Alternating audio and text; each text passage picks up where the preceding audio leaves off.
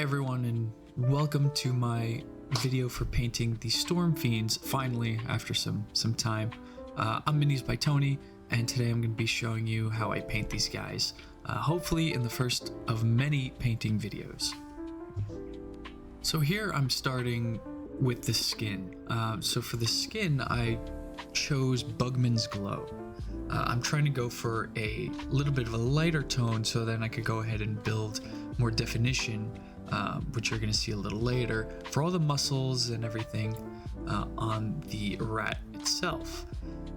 I also applied Rattling Grime. It's a contrast paint for all of the fur, so I know it's a little out of focus here and there, but all of the fur behind the Stormfiend's head and some little patches on the leg and the shoulder you're going to see as well.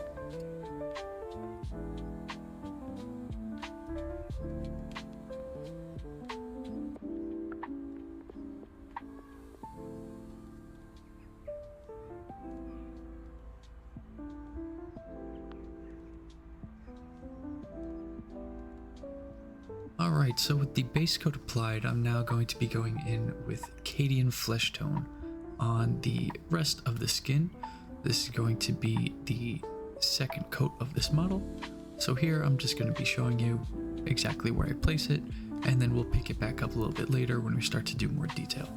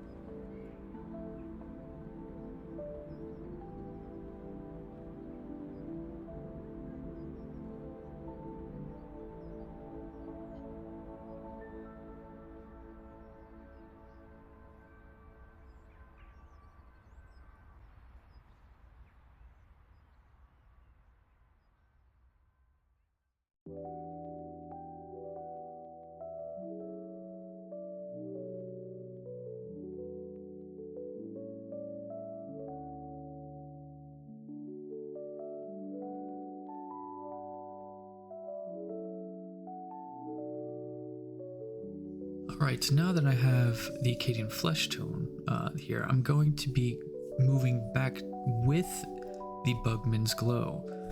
Now I'm using the Bugman's Glow to get all of the recesses on the muscle definitions here.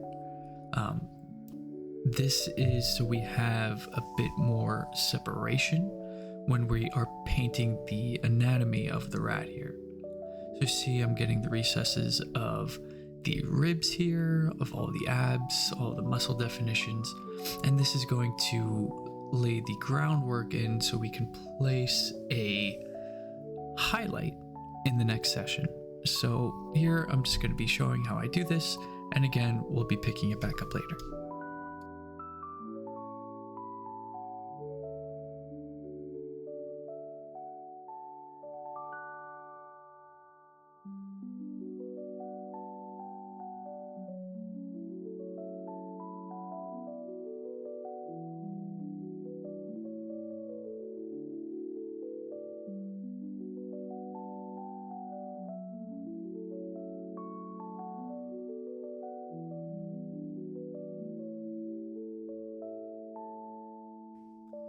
Alright, so now with that applied, I'm going to be applying highlights to all of the areas in between that first section of the Bugman's Glow and the Cadian Flesh Tone.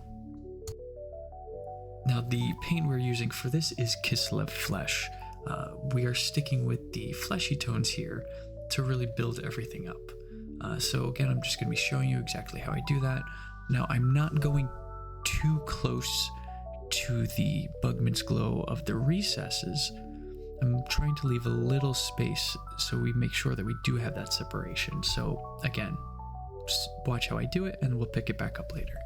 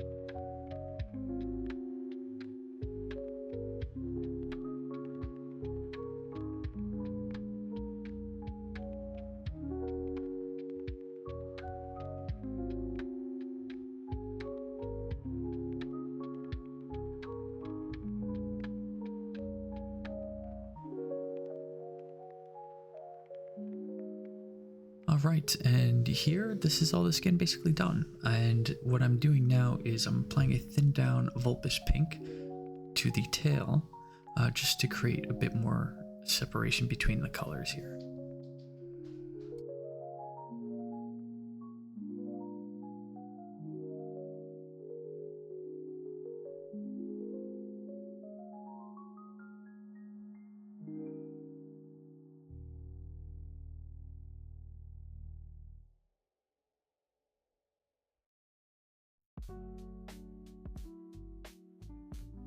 Moving on to my favorite part of this paint job is painting the scars here. So what I did was I used a Carbo Crimson shade paint to paint the recesses of these scars and stitches, and that gives it a bloody effect. And then I'm going over with a Screaming Skull layer paint just to highlight and pick out all those stitch details.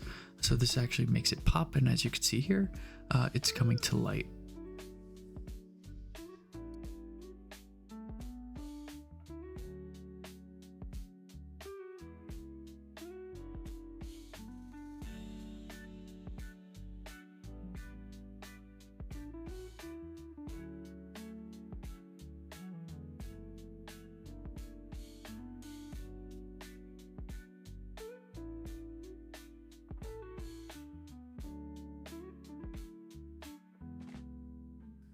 With the body done, I'm now moving on to the armor pierces.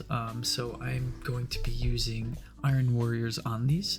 You could use any combination really. You could use Runefang Steel if you want, Lead Belcher, it does not matter. But I'm using Iron Warriors here. So I'm painting all of that, and then I'm going to go in with Screaming Bell for the bronze tones.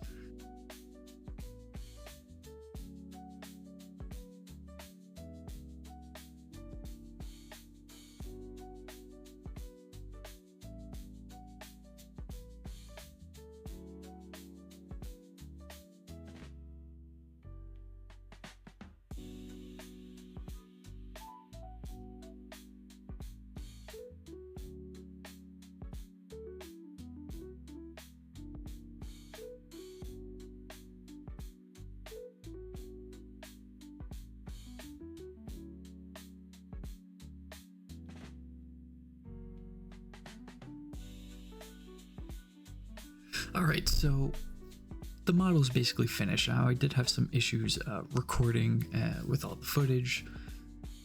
Some things got corrupted, so I'm just going to go ahead and explain while I'm painting in the background. So for the cloth textures here, the colors that I was using was I was doing a wet blend of Caliban Green and Death Guard Green. Now I used Death Guard Green towards the top of the lighter sections, and I blended it into the Caliban Green at the bottom. And as we can see, you know, that's giving a nice transition of the gradients here. And you could see all the bronze pieces. That is what I mentioned before. That's the Screaming Bell. Vulpus Pink on the little rat guy in the back. And then I'm just making the Warp Fire hose, basing it in Caliban Green. This was just a different type of painting that I wanted to try. I was attempting like a glowing look here, but I mean, we'll see how it looks. I think it looks okay for my first job, but that's basically what we missed in everything else there. I also painted the foot, the middle foot in Iron Warriors, and then I just put a little highlight of Runefang Steel around the edges. And here I'm just going to be showing you some final clips of everything in here, and I'm really happy on how it turned out. If you guys like this, then I'm just going to show you guys more. So thank you guys for watching. Make sure to like, comment, subscribe, and I'll see you guys in the next one.